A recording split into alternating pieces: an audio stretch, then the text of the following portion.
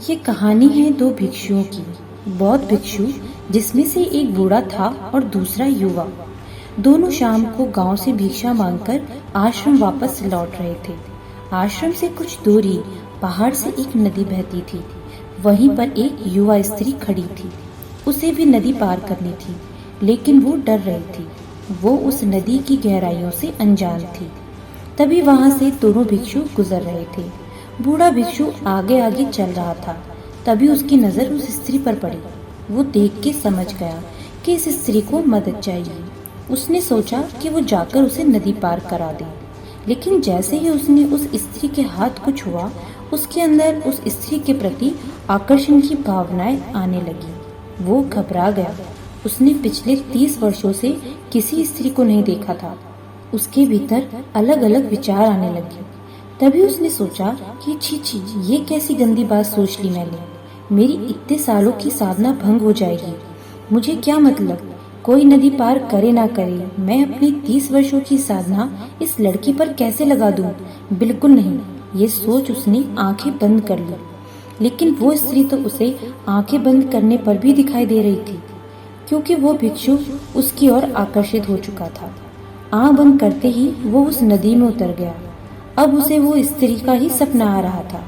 उसका मन कहता है ये गलत है, किसी जरूरतमंद की सहायता करनी चाहिए। वहीं उसका दूसरा मन कहता है ये बस मन का भ्रम है, तुम खुद को धोखा दे रहे हो। साधुओं का जीवन अलग होता है।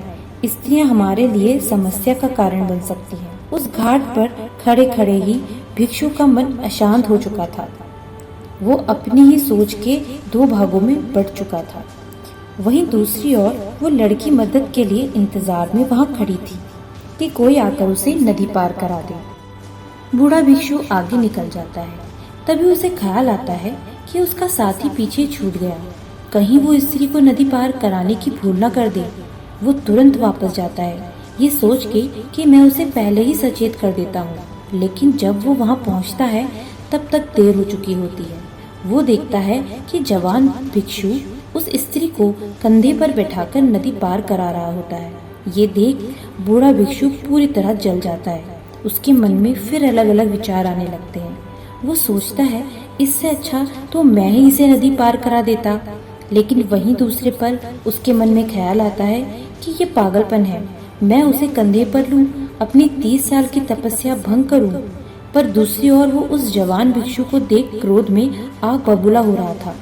वो सोच लेता है आज आश्रम जाते ही गुरुजी से कहूंगा, इसने एक स्त्री को अपने कंधे पर उठाया, ये अपवित्र हो गया है, इसे आश्रम से बाहर निकालो।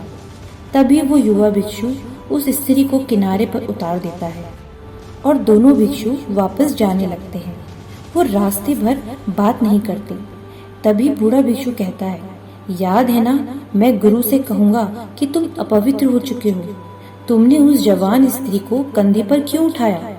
ये सुनते ही भिक्षु चौंक गया और कहता है उस स्त्री को मैंने तो नदी के किनारे से उठाया था और वहीं छोड़ भी आया, लेकिन ऐसा प्रतीत होता है कि आप उसे अभी भी ढो रहे हैं, जबकि आपने तो उसे उठाया तक नहीं। और फिर भी आप अभी तक उसी के बारे में सोच रहे हैं। आपके दिमाग में वही है।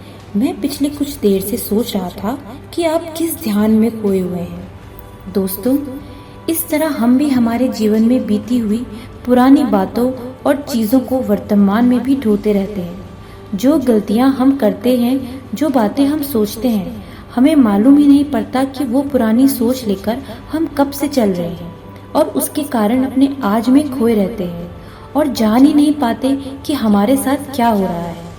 अगर आपको जीवन में आगे बढ़ना है, ऊपर उठना है, तो खुद के दिमाग को उन विचारों से मुक्त कर दो जो आपको दबा रहे हैं। यही इस कहानी का सारांश है।